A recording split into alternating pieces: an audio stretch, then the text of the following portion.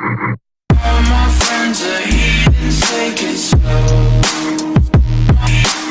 Wait for them to ask you who you know.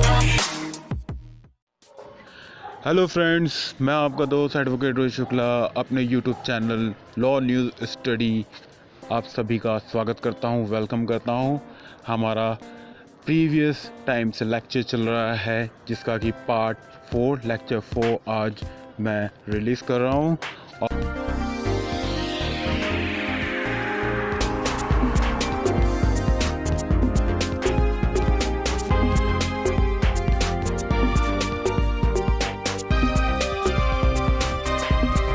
हमने अपने इस प्रीवियस लेक्चर से सीआरपीसी की हिस्ट्री को कवर किया है, उसके इंट्रोडक्शन को कवर किया है और साइलेंट फीचर्स ऑफ सीआरपीसी भी हमने यानी कि विशेषताएं हिस्ट्री को कवर किया है, यानी इतिहास को कवर किया है। उसके हमने इंट्रोडक्शन को कवर किया है सीआरपीसी के, और हमने कवर किया है विशेषताएं साइलेंट फीचर्स ऑफ सीआरपीसी, जिसमें नई सीआरपीसी में अमेंडमेंट के बाद, कमेटी रिपोर्ट के बाद जो चेंजेस आए हैं उन्हें हमने डिस्कस किया है। आज हमारा लेक्चर फिनिश हो जाएगा, इंट्रोडक्शन समाप्त हो जाएगा, फिर आगे हम सीआरपीसी के बेयर एक्ट के थ्रू सेक्शन, चैप्टर वाइज और शेड्यूल वाइज पढ़ना स्टार्ट करेंगे नए केसेस के साथ। चलिए फिर स्टार्ट करते हैं। All my friends are heathens, take it slow. Wait for them to ask you who you know. तो आज हमारे इस सेगमेंट के लेक्चर 4 में आज हम सीआरपीसी की हिस्ट्री और इंट्रोडक्शन को समाप्त कर देंगे। आगे के लेक्चर से स्टार्ट करेंगे सीआरपीसी 1973 को बेयर एक्ट की लैंग्वेज में पढ़ने का और उसे समझने का।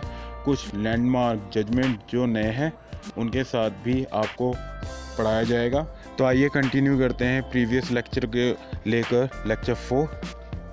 The procedure for the appointment of public prosecutor and assistant public prosecutor have been systematised and qualifications have been prescribed for them.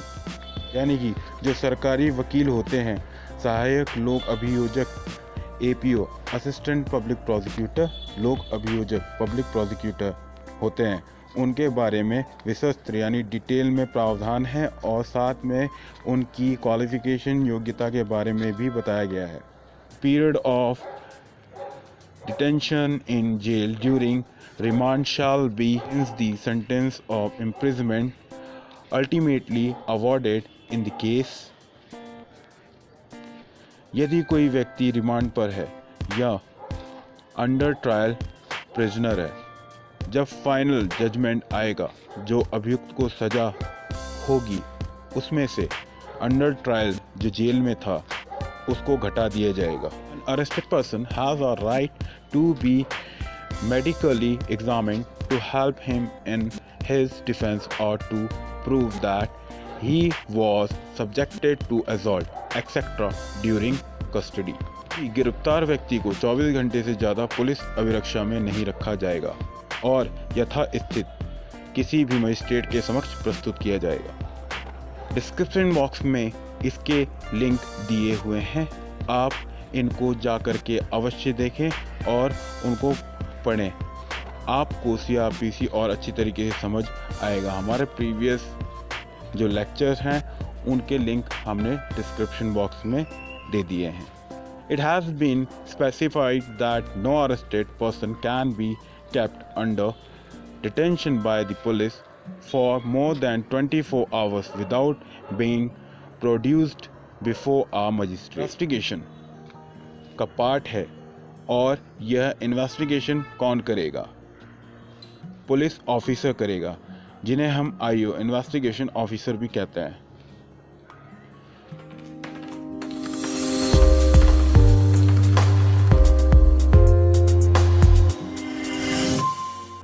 खोज करेगा, संग्रह करके उसकी जांच करेंगे। Will search, collect, investigate, investigation officer जांच अधिकारी। Will investigate, the case and gather evidence. अपराध की जांच करेगा और सबूत जुटाएगा इन्वेस्टिगेशन ऑफिसर। इन सब के बीच में बेहद इम्पोर्टेंट है, महत्वपूर्ण है उस व्यक्ति की प्राण और देह की स्वतंत्रता अभियुक्त के अधिकारों के साथ। यहाँ पर भारतीय संविधान इंडियन कॉन्स्टिट्यूशन आर्टिकल 21 अनुच्छेद 21 बहुत ही महत्वपूर्ण रोल अदा करता है। हम सभी को प्राण और शरीर अपने जीवन के रक्षा और का अधिकार देती है और इसको रक्षा करना, प्रोटेक्ट करना बेहद महत्वपूर्ण इम्पॉर्टेंट है।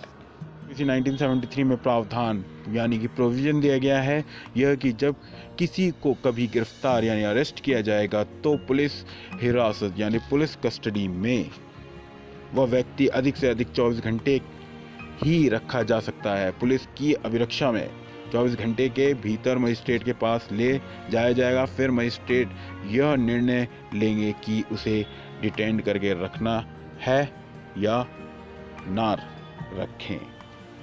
अगर मजिस्ट्रेट को ऐसा लगता है कि अपराधी को पुलिस हिरासत में रखना चाहिए, क्योंकि यदि यह व्यक्ति यानी कि एनी पर्सन जो अपराध का दोषी पाया गया है पुलिस हिरासत या न्यायिक हिरासत से बाहर रहा तो यह केस को प्रभावित करेगा, यह पुलिस इन्वेस्टिगेशन में बाधा उत्पन्न करेगा। मजिस्ट्रेट पुलिस हिरासत या न्यायिक हिरासत से बाहर नहीं रहने देंगी, उस व्यक्ति को छोड़ेंगे नहीं, या तो न्यायिक हिरासत में या तो पुलिस हिरासत में डिटेन करने का ऑर्डर देंगे। Procedure when investigation can not be completed in 24 hours. जब 24 घंटे के अंदर अन्वेषण यानी इन्वेस्टिगेशन पूरा ना किया जा सके तब प्रक्रिया अंतर्गत धारा 167 मजिस्ट्रेट द्वारा इस्तेमाल की जाएगी। यह भी बहुत ही डिटेल में पढ़ना पड़ेगा हमें, सेक्शन बहुत लंबा है और इसमें बहुत ही विस्तार यानी डिटेल में बताया गया है। इसे फिर हम आगे के लेक्चर में पूरा डेप्थ यानी गहराई से पढ़ेंगे। इस लेक्चर और इससे पहले की प्रीवियस लेक्चर से कि सीआरपीसी कब आई है, किस कमेटी की रिपोर्ट पर आई है, सीआरपीसी कब एप्लीकेबल हुई, नई सीआरपीसी 1973 कब एप्लीकेबल हुई, इससे पहले कौन सी सीआरपीसी थी और इस सीआरपीसी के मुख्य प्रावधान क्या थे, और क्या एक और बात न्यूज़ सीआरपीसी 1973 की मजिस्ट्रेट 3rd क्लास का भी पोस्ट हुआ करता था।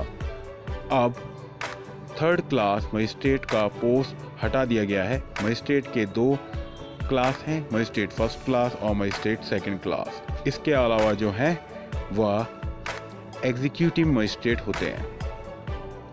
यह परिचय था, इंट्रोडक्शन था सीआरपीसी का, जो कि आपको बेहद आसानी से मैंने समझाने की कोशिश करी है और आपको बहुत आसानी से समझ भी आया होगा। आज के लिए इतना ही, मिलते हैं फिर नेक्स्ट लेक्चर में, जहां से हम स्टार्ट करेंगे सीआरपीसी को section wise, chapter wise detailed में समझना, उसको पढ़ना पूरे बियर एक्ट की लैंग्वेज के साथ और कुछ महत्वपूर्ण लैंडमार्क जजमेंट के साथ। मिलते हैं फिर, bye bye, take care, see you next time.